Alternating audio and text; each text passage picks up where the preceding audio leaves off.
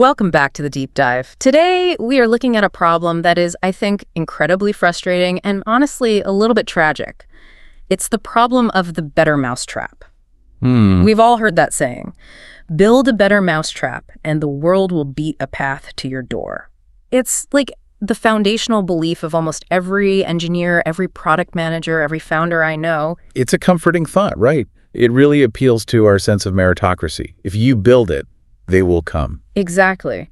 But if you actually look at the data, it's demonstrably false. It really is. You see these companies burn through millions of dollars building incredible technology, beautiful design, really solving a problem, and they just flatline. Meanwhile, you see other companies, maybe they aren't as polished or their tech isn't as revolutionary, and they just explode. Yeah, they become the Ubers, the Airbnbs, the Dropboxes of the world. Yeah. And the assumption is always that they just got lucky. Right. Lightning in a bottle. Or that they had some kind of genius marketer, someone with the Midas touch who knew exactly which lever to pull. But today, we're diving into Hacking Growth by Sean Ellis and Morgan Brown, and they completely dismantle that idea. Their whole argument is that growth isn't magic, and it's certainly not luck. It is a system. A rigorous, almost boringly scientific system. And when we say system, we aren't talking about growth hacking in the way the internet usually uses it, are we? We're not talking about shady tricks to, get people to click a link or spam their contact list. No, not at all. And the authors are actually quite frustrated that the term has been co-opted to mean cheap marketing tricks. What Ellis and Brown are describing is something much deeper. It's a fundamental restructuring of how a company operates. How so? It's about tearing down the walls between product, engineering, and marketing. It's about creating this machine that runs high-tempo experiments. And, critically, it's about using data to replace company lore with actual truth. Company lore. I love that phrase. I want to stick a pin in that because we see it everywhere. This idea that, our customers don't like X, or we tried that 3 years ago and it didn't work. Exactly. That is the enemy of growth. So today, we're going to walk through the methodology that replaces that lore with data. We're going to cover the absolute prerequisite for growth, which is product market fit. Okay. We're going to look at how to build a cross-functional growth squad that actually works. We'll dissect the AARR funnel, the famous pirate metrics in detail. And finally, we will give you a specific checklist for running these experiments yourself. So the promise here is that by the end of this deep dive, you, the listener, walk away with a roadmap to stop guessing and start growing systematically. That is the goal. Okay, let's get into it. But before we start building teams or, running ads, the authors put up this giant stop sign. They argue that you can't just hack growth on any old product. There is a prerequisite. Right. And this is probably the single biggest place where failed companies go wrong right from the start. They try to step on the gas pedal before they even have an engine that works. This is part one, establishing product market fit, or PMF. This term, product market fit, it gets thrown around in Silicon Valley like confetti. Do you have PMF? We need PMF. But in the context of this book, what is the rigorous definition? Because it can't just mean some people like us. No, some people like us is a vanity metric. In Hacking Growth, PMF means something very, very specific. It means you have found a group of people who are not just trying your product, but are getting tangible, repeatable value from it. They're sticking around. They keep coming back. They keep coming back. And if you don't have this and you try to scale, if you pour marketing dollars into a product without PMF, you are essentially accelerating your own death. That seems, it seems counterintuitive to a lot of people. If I have a mediocre product, shouldn't I market it harder to make up for those deficiencies? That is the classic leaky bucket fallacy. Imagine your business is a bucket and users are water. Marketing is the hose that's pouring water in. If your product doesn't have PMF, that bucket has a massive hole in the bottom. Your retention is terrible. So you turn on the hose, you spend a ton of money on ads, PR, influencers, and the water pours in, but it just pours right out the bottom. And you're burning through your cash reserves just trying to keep the bucket full for a second. It's worse than that even. You're burning through your addressable market. If you convince 1 million people to try your app and they all hate it and leave, you can't just go get them back later when the product is better. You've poisoned the well. That's a really good point. You only get one first impression. Exactly. Okay, so we need to know if our bucket is leaking before we turn on the hose. How do we measure that? Is there a specific metric? Because people seem happy is not data. No, it's not. Yeah. And Sean Ellis actually developed a specific survey for this, which has become the gold standard. It's called the Sean Ellis test. It's brutally simple. You just ask your active users one question. How disappointed would you be if this product no longer existed tomorrow? Wow. That is a high-stakes question. It's not, do you like us? It's, would you miss us? That's the heart of it. The options are usually something like very disappointed, somewhat disappointed, or not disappointed. And based on analyzing hundreds of startups, Ellis found a magic number, a threshold. It's 40%. At 40%. If 40% or more of your respondents say they would be very disappointed, you have product market fit. You have a green light to scale. If you are under 40%, do not pass go, do not spend money on marketing. You have to go back and fix the product first. 40%. It's hard to know if that sounds high or low, but I guess the implication is that if only, say, 20% of your users would be devastated to lose you, then you're just a nice to have. You're not a must have. Precisely. You are a vitamin, not a painkiller. And vitamins are the first thing people cut when they get busy or, broke. The book brings up the example of the Microsoft Zune to illustrate this. Do you remember the Zune? Oh, I do. The brown brick. I actually had a friend who defended it religiously. He's the one guy. And see, that's the tricky part. It wasn't a terrible product. Technically, it had some features the iPod didn't have at the time. It had a subscription service way before Spotify was a thing. Critics actually liked the interface. But it just never took off. No, because Microsoft treated it like a marketing problem. They assumed, we have the money, we have the distribution channels, we can brute force this thing into the market. They definitely spent a fortune on it. I remember the ads everywhere. They did, but they never hit that must-have threshold with a large enough audience. It just didn't solve a problem better than the iPod did for the mass market. So that leaky bucket effect kicked in.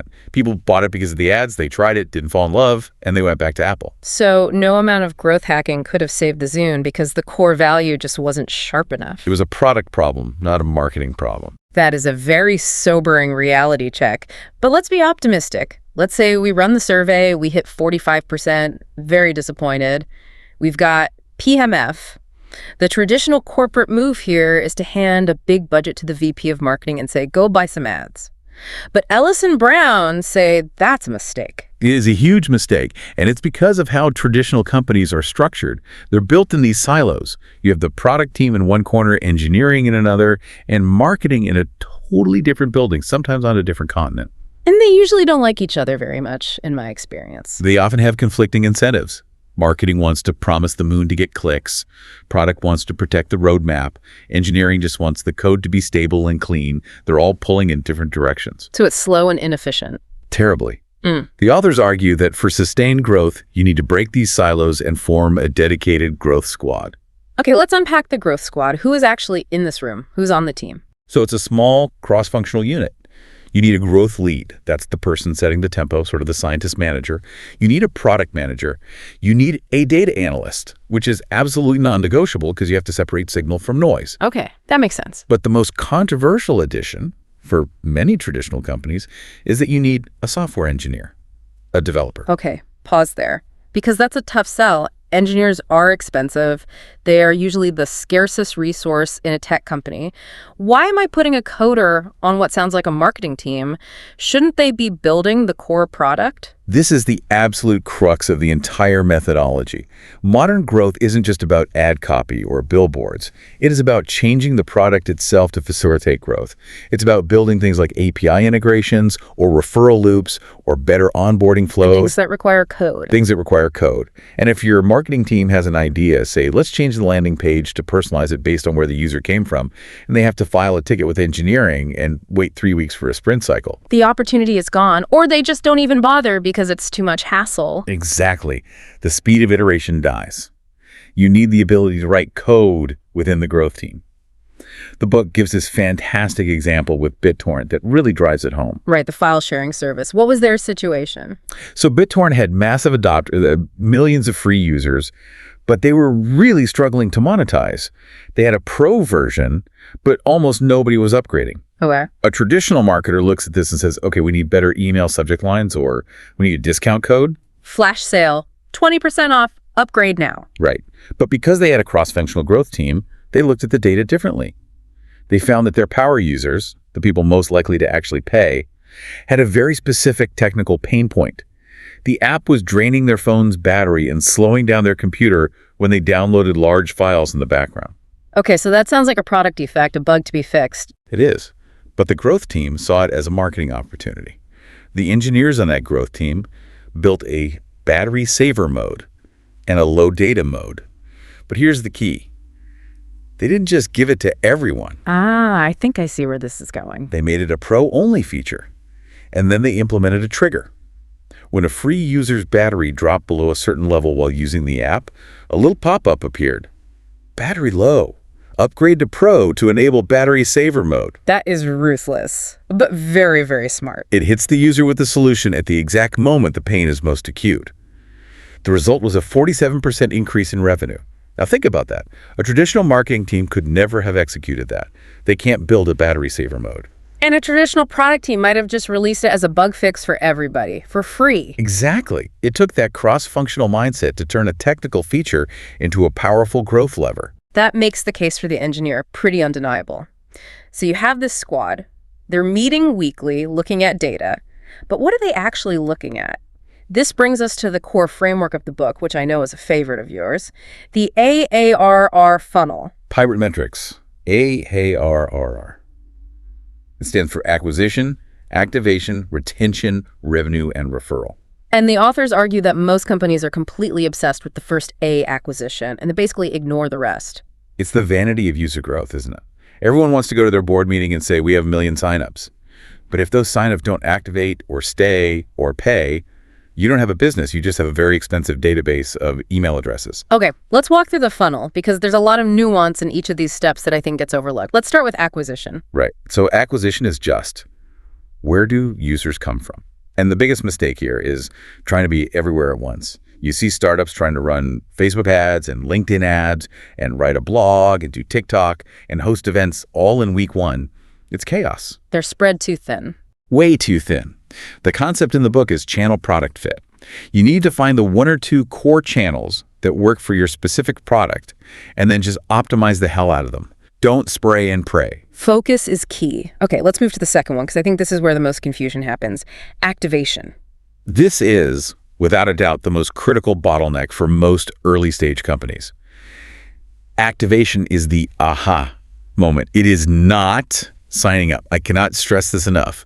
Just because someone downloaded your app and gave you their email does not mean they are activated.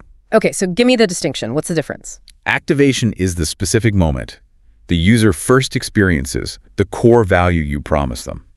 So if you are Uber, activation isn't downloading the app. It's completing your first ride. Exactly. If you're Slack, it's not creating an account, it's sending a message and actually getting a reply from someone. It's the moment it clicks. The book uses Twitter as the classic example here, right? It does. In the early days, Twitter had a huge leaky bucket problem. People would sign up, acquisition was fine, but they would look at this blank interface, get confused, and just leave. They were acquired, but not activated. So what did they do? The data team dug in, and they found this really interesting correlation.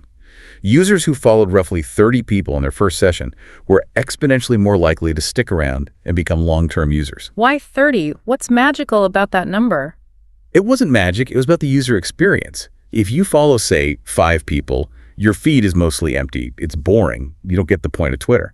But if you follow 30 people, the feed is alive. It's constantly updating with new information. You get that aha moment of, oh, this is a real-time pulse of the world. So the entire goal of the growth team became get new users to 30 follows as fast as humanly possible. Exactly. They completely redesigned the onboarding flow. Instead of, welcome to Twitter, look around, it became, here are 20 celebrities and 10 news outlets, click follow all to continue.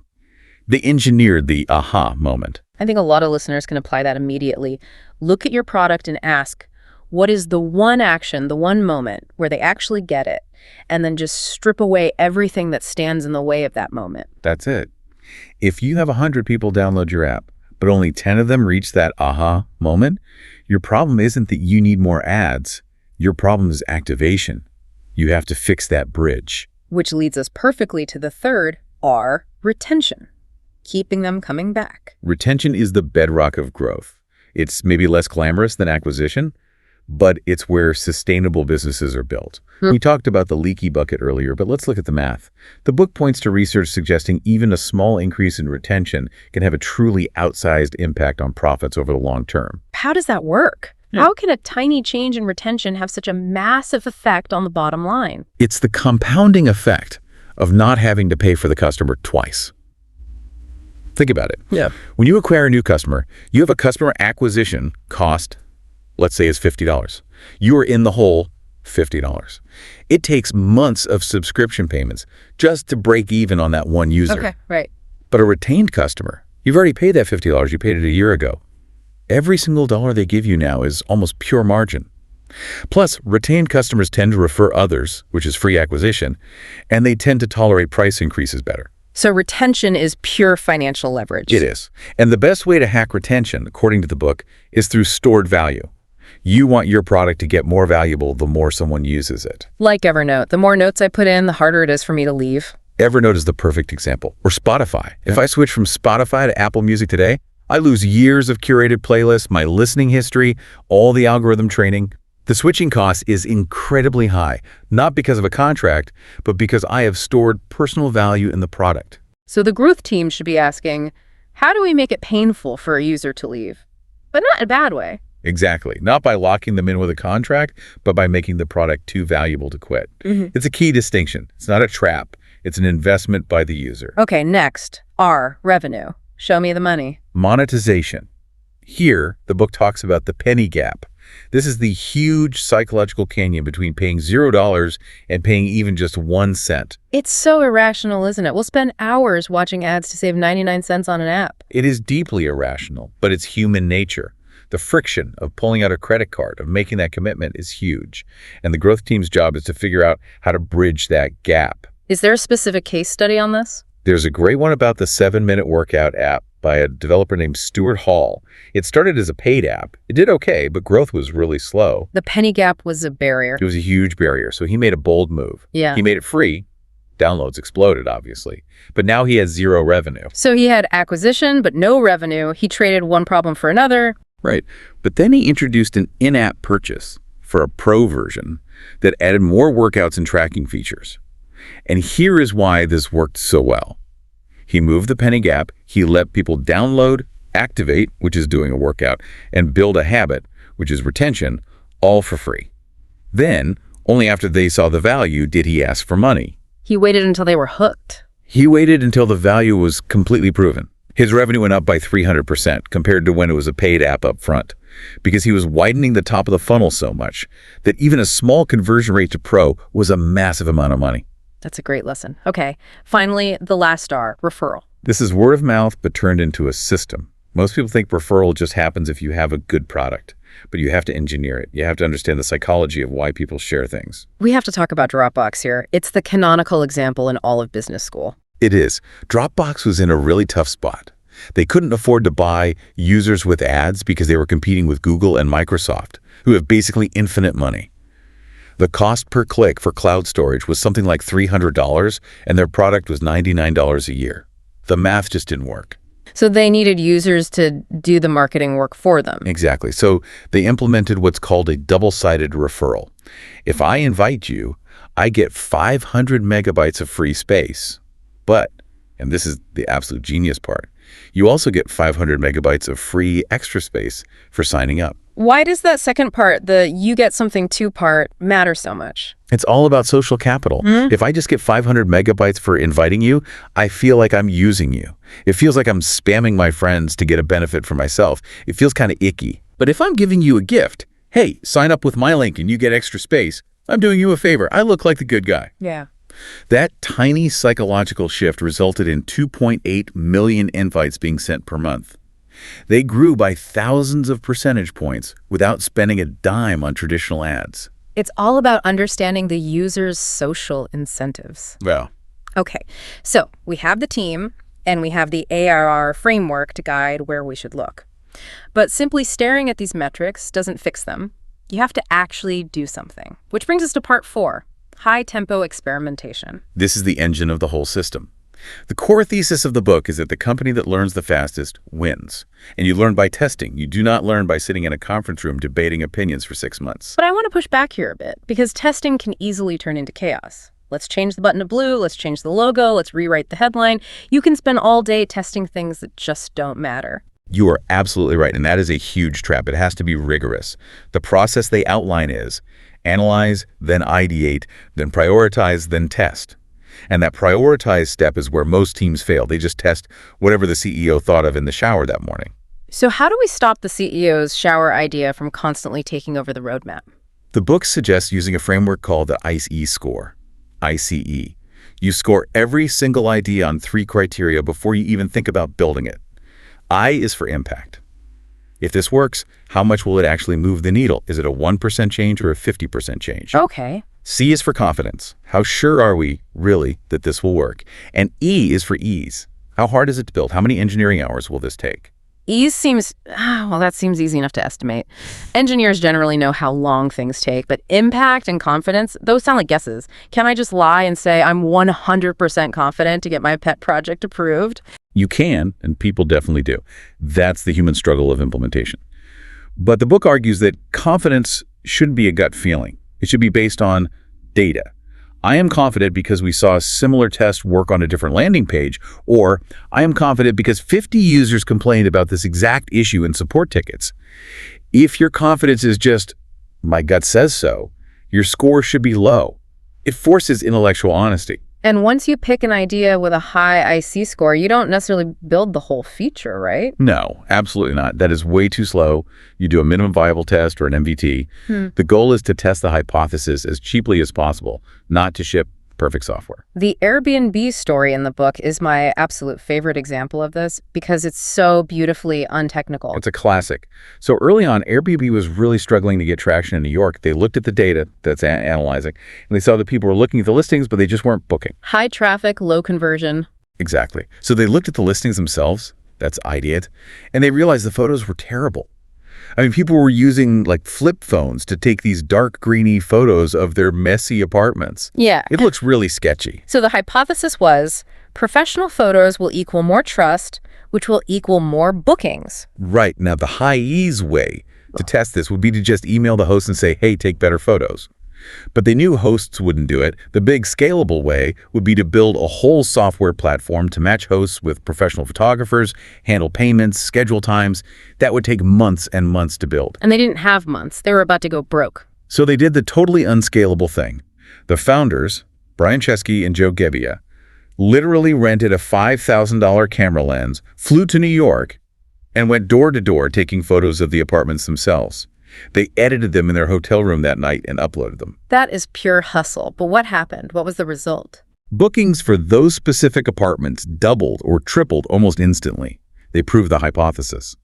Then, and only then, did they figure out how to scale the program by hiring a network of freelance photographers. But they didn't write a single line of code for a photography program until they knew for a fact that it would work. That is high-tempo experimentation. It's about verifying the value before you invest in the infrastructure. 100%. Now, in all this testing, there's a danger of getting lost in the weeds. We talked about vanity metrics earlier. How do you make sure the team is all rowing in the same direction? This is so important. The book argues every growth team needs a North Star metric. One single metric that best captures the core value your product delivers to the customer. Give me some examples, because revenue seems like the obvious one, but the authors say that's usually a bad North Star. Why is that? Revenue is a lagging indicator. It tells you what happened in the past. It's the result of value, not the measure of value itself. You want a North Star that is a leading indicator of success. For Airbnb, it's not site visits, and it's not even revenue. It is nights booked. Right, because if nights are being booked, that means hosts are making money, guests are getting places to stay, and Airbnb is getting its cut. It aligns everyone. It aligns everyone on the value being created. For WhatsApp, it's not app opens, it's messages sent. Because if people are sending messages, they're getting the value. If they're just opening the app and staring at a list of contacts, they aren't. Exactly. If your North Star is going up, your company is getting healthier. If it is flat, you are stalling, no matter how many downloads or likes you have. This brings us to the final part of the book, sustainability. Because you can hack your way to a spike, you can buy a bunch of users, you can scam people, but how do you keep it going for 10 years? You have to understand that true growth isn't a funnel, it's a loop. This is a crucial mental shift. A funnel, by definition, has a bottom. You pour people in the top and they fall out. A loop feeds itself. How so? A retained user refers a new user. A monetized user gives you cash to acquire a new user. The output of one cycle becomes the input for the next. It's a self-reinforcing system. But eventually, even the best loops slow down. The authors talk about something called local maximums. What's that? Right. So imagine you're climbing a hill in the fog. You optimize your landing page, you fix your email copy, you tweak the button color, you keep climbing, and eventually you get to the top of the hill. You're at the local maximum. You can't squeeze any more growth out of that particular strategy. Okay. But there might be a much, much higher mountain right next to you that you can't see because of the fog. And to get to that bigger mountain, you might have to go back down the hill you just climbed. Or you have to take a big, risky leap. This is where the growth stall happens. The book cites these massive companies like Levi's or 3M that hit walls because they stopped experimenting. They got really, really good at what they did, and they stopped looking for the next thing. To sustain growth, you have to be willing to disrupt yourself. You have to launch a new product, enter a new market, or radically change your business model. So the experimentation never actually stops. You just move on to bigger and harder experiments over time. The job is never done. The market is always moving. If you stand still, you're actually moving backward. That is slightly exhausting to think about, but also really exciting. Mm-hmm. So to wrap this all up, if I'm a listener, maybe I'm a founder, maybe I'm a product manager, and I want to implement this tomorrow, I don't want to just think about it. What is the actionable checklist? Okay, let's distill it down to a 5-step action plan. Step 1, define your North Star metric. Stop looking at 50 different dashboards. Pick the one number that truly represents value to your user, not to your bank account, to them. Step 1, North Star. Got it. Step 2, audit your funnel, AARRR. Be brutally honest with yourself. Where is the biggest leak in the bucket? Is it activation? Are people signing up and leaving immediately? Is it retention? Fix that hole before you buy more water. Find the bottleneck. Step 3, build the squad. Even if you're a tiny startup of 3 people, grab the engineer and the marketing person and say, the 3 of us are the growth team now. Break the silo.